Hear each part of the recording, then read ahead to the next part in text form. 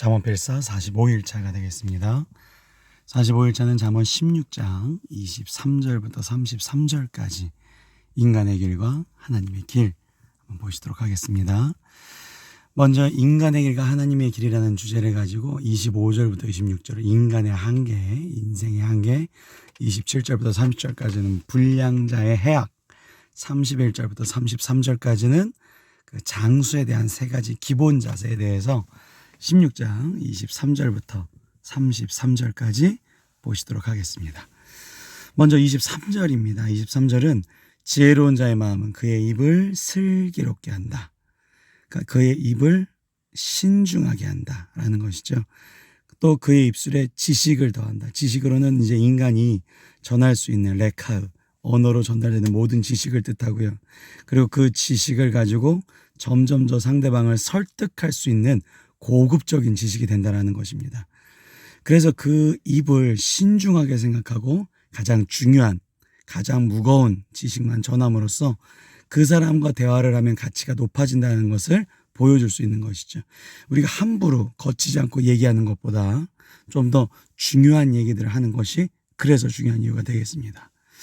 24절입니다. 선한 말은 꿀송이 같아서 마음에 달고 뼈에 양약이 된다. 그러니까 마음과 유기적인 관계가 있어요. 육체는. 그 육체에도 말을 통해서 넘쳐나는 유의가 기쁨을 줄 수 있다 하는 것입니다. 25절부터 26절까지는 우리 인생의 한계에 대해서 나오는데요.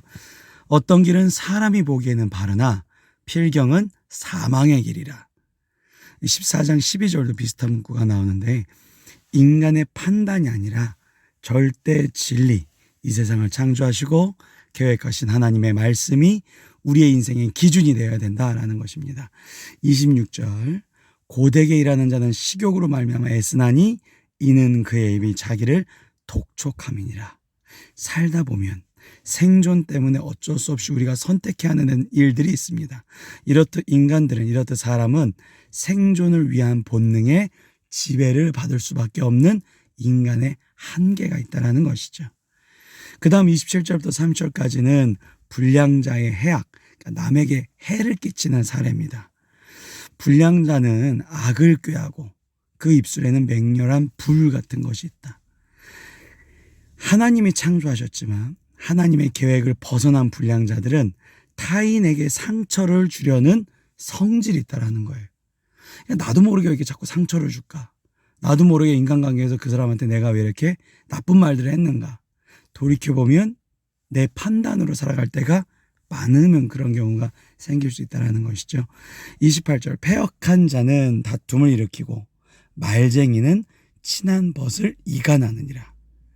사람들 사이에서도 이 불량한 자들은 다툼을 일으키는 매우 적극적인 성질을 띠고 있다는 것입니다. 내가 누군가에 가서 다툼이 일어나게 되면 내가 지금 내 뜻대로 살아가고 있는 것인지 하나님의 말씀에 기초해서 살아가고 있는 것인지 점검해 봐야 되겠죠. 강포한 사람은 그 이웃을 깨어 좋지 아니한 길로 있네. 강포라는 것은 이성적으로 문제를 해결하는 사람이 아니라 폭력적으로, 그러니까 힘으로 찍어 눌러서 해결하려는 사람들. 30절입니다. 눈짓을 하는 자는 패역한 일을 도모하고, 눈짓, 저번에도 한번 나왔던 문구인데요. 악한 일을 하기 위해서 눈을 감고 몰두하고 있는 모습을 표현한 겁니다. 입술을 닫는 자, 아니 앞에는 말을 많이 안 하면 좋다며 이렇게 하고서 왜 갑자기 입술을 닫는 자라고 표현이 되었냐. 이것은 약간 이제 번역의 약간 오류인데요. 입술을 닫는다라는 것이 이제 진실을 말하지 아니하는 자를 뜻합니다.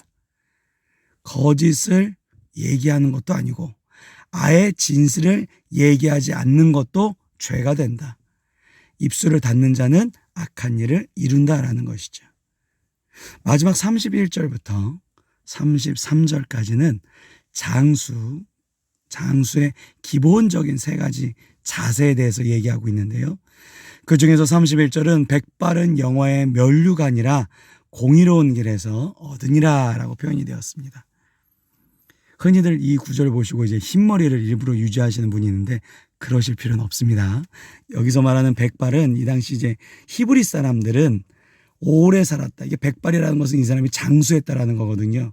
아무 병이나 아무 이런 악에서 내가 지켜낼 수 있었다. 이가 굉장히 자랑스러웠어요. 그래서 흰머리를 자랑했다라는 것이죠.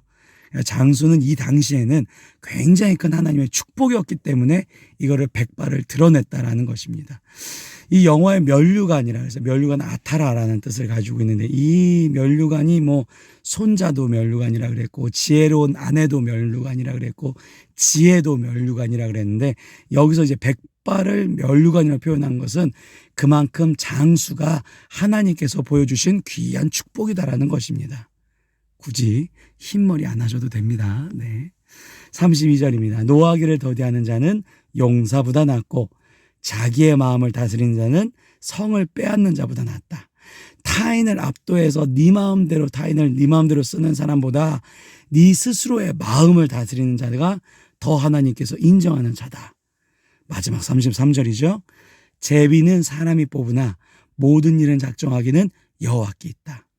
하나님의 절대 주권이 인간사의 모든 분야, 심지어 제비 같은 우연처럼 보이는 일까지 영향을 끼친다라는 것을 명심해라. 오늘도 이 말씀을 명심하시기 바랍니다. 윤유한 목사였습니다.